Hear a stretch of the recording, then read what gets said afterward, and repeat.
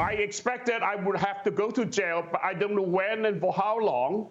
But definitely I would not admit guilty, because for somebody who is determined to resist, I would never admit guilty. They can trump up any offenses as crimes, and the intimidation effect is very enormous. I'm afraid Hong Kong, if we have no news, the world will forget us, and this is very dangerous for us, because the world's voice and support is our saving grace. I hope that they put us as a precondition to the Chinese to give us back the rule of law and freedom as a precondition. What a complete sham of a case. That was former media tycoon and pro-democracy activist Jimmy Lai. When I interviewed him back in 2020, one of his last interviews before his arrest. He's now spent the last 5 years in solitary confinement. Overnight, a Hong Kong court sentenced the 78-year-old to 20 years in prison after finding him guilty of, quote, sedition and, quote, conspiracy charges. Joining me now is Jimmy Lai's son, Sebastian Lai, back with us. Sebastian, I'm so sorry for you and your family. Thank you. Thank you, Maria. You say this is life-threatening for your father. Yeah, look, 20 years. He's 78 years old now.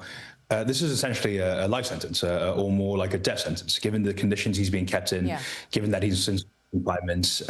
His life is at threat. He lost 10 kilos over the last year alone. He's got heart issues now. He's got diabetes. We're incredibly worried about his life. All because he wanted freedom and tried to pursue truth and freedom in Hong Kong, which used to be at one point an international hub for free markets and business. Have you been able to speak with your father? Have you been in contact?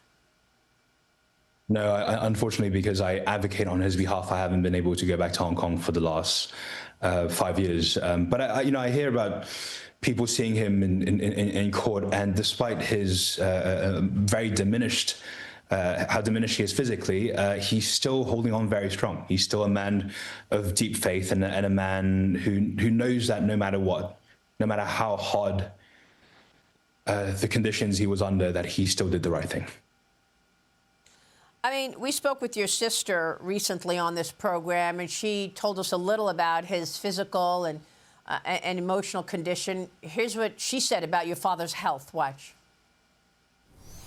His health in the last 5 years has deteriorated. At first, it was gradual, but then in the last few months, last year really, it's been a lot more dramatic. It's, he's lost a very significant amount of weight. In less than a year, he lost 10 kilos, and that's after 4 years of having already lost a very significant amount. His blood pressure has gone up massively. He has heart issues. His nails are turning colors and falling off. His teeth are rotting. He has back and waist pains, and he has infections that last month, and and he has heat rashes, and he's just a lot weaker than he was as a robust and strong man going in. So sad. And, Sebastian, your father could have picked up and left. He knew that the CCP was coming for him. He could have picked up and left, but he didn't. He said, no, I have to stay here because we want freedom and we want to pursue truth. And he knew that his newspaper was trying to do that. We talk about the CCP all the time. It's every day we're talking about China, the U.S. relations with China. We need to remember what the CCP did in Hong Kong. Tell us about that. Yeah. On that fateful day, when the CCP goons went into Hong Kong, and we were expecting that Hong Kong was this international hub of democracy and freedom, what did they do? They, well, as you said, my father had plenty opportunities to leave, but he knew that by leaving, he would not only be leaving his principles behind, but he'd also be leaving his people behind. He knew that by staying, he could act the lightning.